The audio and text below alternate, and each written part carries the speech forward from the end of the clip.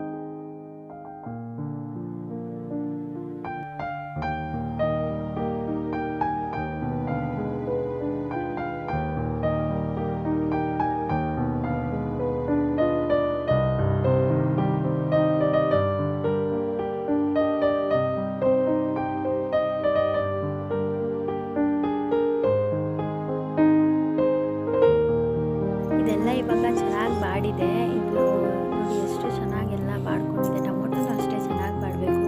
ಎಷ್ಟು ಚೆನ್ನಾಗಿ ಬಾಡಿಸ್ತೀವೋ ಅಷ್ಟು ಚೆನ್ನಾಗಿ ಪನ್ನೀರ್ ಮಸಾಲ ರೆಡಿ ಆಗುತ್ತೆ. ಈ ಮಸಾಲೆನೂ ಅಷ್ಟೇ ತುಂಬ ನೈಸು, ಎಷ್ಟು ನೈಸಾಗುತ್ತೆ ಅಷ್ಟು ನೈಸಾಗಿ ರುಬ್ಕೋಬೇಕು.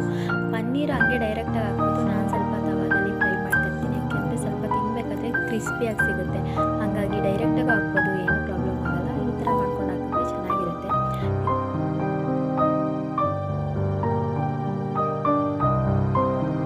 ಮಸಾಲೆನೂ ಈ ಥರ ರುಬ್ಕೊಂಡಿದ್ದೀನಿ. ಮಸಾಲೆ ರೆಡಿ ಆಯಿತು.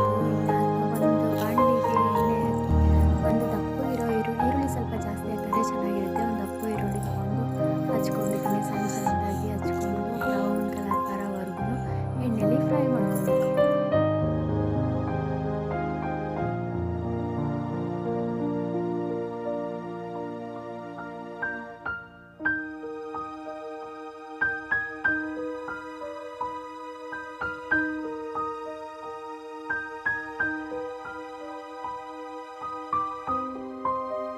ಈರುಳ್ಳಿ ಈ ಥರ ಬ್ರೌನ್ ಆದಮೇಲೆ ಮಸಾಲೆ ಹಾಕ್ಕೋಬೇಕು. ಅಂದರೆ ಬೇಗ ಬ್ರೌನ್ ಆಗಬೇಕಂದ್ರೆ ಸ್ವಲ್ಪ ಸಾಲ್ಟ್ ಹಾಕ್ಕೊಳ್ಳಿ, ಬೇಗ ಆಗುತ್ತೆ. ಮಸಾಲೆ ಹಾಕ್ಕೊಂಡು ಒಂದು ಸ್ವಲ್ಪ ನೀರು ಹಾಕ್ಕೊಂಡಿದ್ದೀನಿ, ಯಾಕಂದರೆ ಬೇಯಬೇಕಲ್ವ, ಮಸಾಲೆ ತುಂಬ ತಿಕ್ಕಾಗಬೇಕು. ಹಾಗಾಗಿ ಸ್ವಲ್ಪ ನೀರು ಹಾಕ್ಕೊಂಡಿದ್ದೀನಿ. ಇದಕ್ಕೆ ರುಚಿಗೆ ತಕ್ಕಷ್ಟು ಉಪ್ಪು ಹಾಕ್ಕೋಬೇಕು. ಮತ್ತು ಇದಕ್ಕೆ ಖಾರಕ್ಕೆ ನಾನು ಮೆಣಸಿನ್ಕಾಯಿ ಪುಡಿ ಯೂಸ್ ಮಾಡ್ತಾಯಿದ್ದೀನಿ. ಸ್ವಲ್ಪನೇ ಹಾಕ್ಕೊಂಡೆ ನಾನು ಮೆಣಸಿನ್ಕಾಯಿ ಪುಡಿನ, ಯಾಕಂದರೆ ನಾವು ಬರೀ ಖಾರ ತಿನ್ನಲ್ಲ, ತಿನ್ನಲಿ ಅನ್ನೋದೇ ಇಂಟೆನ್ಷನ್ನು. ಮಕ್ಕಳಿಗೆ ಪನ್ನೀರಲ್ಲಿ ವಿಟಮಿನ್ಸ್ಗಳು ಜಾಸ್ತಿ ಇರುತ್ತೆ, ಹಾಗಾಗಿ ತಿಂತಾನೆ ಅಂತ ಅಂದ್ಬಿಟ್ಟು ಮಾಡಿದ್ದು. ಇದು ಮಸಾಲೆ ಎಣ್ಣೆಯಲ್ಲಿ ಚೆನ್ನಾಗಿ ಬೇಯಬೇಕು. ಹೇಗೆ ಬೇಯಬೇಕು ಅಂದರೆ ಮೇಲೆ ಎಣ್ಣೆ ಈ ಥರ ಬರಬೇಕು, ಮಸಾಲೆ ಬೆಂದಿರೋದು. ಆಮೇಲೆ ಪನ್ನೀರನ್ನ ಹಾಕ್ಕೊಂಡು ಒಂದು 10 ನಿಮಿಷ ಬೇಯಿದ್ರೆ ಪನ್ನೀರ್ ಮಸಾಲ ರೆಡಿಯಾಗೋಗುತ್ತೆ. ನೀವು ಮೊದಲೇ ಹೇಳ್ದಂಗೆ ನಾನು ಆ ವಿಡಿಯೋದಲ್ಲೂ ಹೇಳಿದ್ದೆ, ಕುಕ್ಕರಲ್ಲೂ ಮಾಡ್ಕೋಬೋದು. ಬಟಾಣಿ ಯೂಸ್ ಮಾಡಿಕೊಂಡ್ರೆ ಕುಕ್ಕರಲ್ಲಿ ಮಾಡ್ಕೊಳ್ಳಿ, ತುಂಬಾ ಚೆನ್ನಾಗಿರುತ್ತೆ. ಬಟಾಣಿ ಒಂದು ನೈಟ್ ನೆನೆಸ್ಬೇಕು, ನೆನೆಸಿಟ್ಬಿಟ್ಟು ಒಂದು ವಿಷಲ್ ತೆಗೆದ್ರೆ ಹಾಗೆ ಹೋಗುತ್ತೆ. ನಾನು ಬಟಾಣಿ ಹಾಕಿಲ್ವಲ್ಲ, ಹಂಗೆ ಬಾಣಲಿಯಲ್ಲಿ ಮಾಡ್ಕೊಂಡಿದ್ದೆ. ಬಟಾಣಿ ಹಾಕಿದ್ರೂ ತುಂಬಾ ಟೇಸ್ಟು ಚೆನ್ನಾಗಿರುತ್ತೆ. ಹಸಿ ಬಟಾಣಿ ಯೂಸ್ ಮಾಡಿಕೊಂಡ್ರೆ ಇದೇ ಥರ ಬೇಯಿಸ್ಕೋಬೋದು. ಒಣಗಿರೋ ಬಟಾಣಿ ಆದರೆ ಒಂದು ಕೂಗು ತೆಗೆದ್ರೆ ಸಾಕಾಗುತ್ತೆ. ಇಷ್ಟೇ ಆಗೋಯ್ತು, ಪನ್ನೀರ್ ಮಸಾಲ ರೆಡಿ. ಇದಕ್ಕೆ ನಾನು ಚಪಾತಿ ಮಾಡ್ಕೊಂಡಿದ್ದೆ. ಚಪಾತಿ ಅಂತೂ ತುಂಬಾ ಚೆನ್ನಾಗಿ ಮಾಡೋದು ಕಲ್ತ್ಕೊಂಡಿದ್ದೀನಿ. ಚಪಾತಿ ಎಲ್ಲಿ ಕಲ್ತ್ಕೊಂಡೆ ಅಂದರೆ ನಮ್ಮ ಶಾಂತತೆಯವ್ರ ಮನೆಗೆ ಹೋಗಿದ್ದೆ, ಅಲ್ಲಿ ಕಲ್ತ್ಕೊಂಡಿದ್ದು ನಾನು ಚಪಾತಿ ಮಾಡೋದು. ಲೇಯರ್ ಥರ ಬರುತ್ತೆ. ವಿಡಿಯೋ ಇಷ್ಟ ಆದರೆ ಲೈಕ್ ಮಾಡಿ, ಶೇರ್ ಮಾಡಿ, ಕಮೆಂಟ್ ಮಾಡಿ. Thank you so much. Thank you for watching.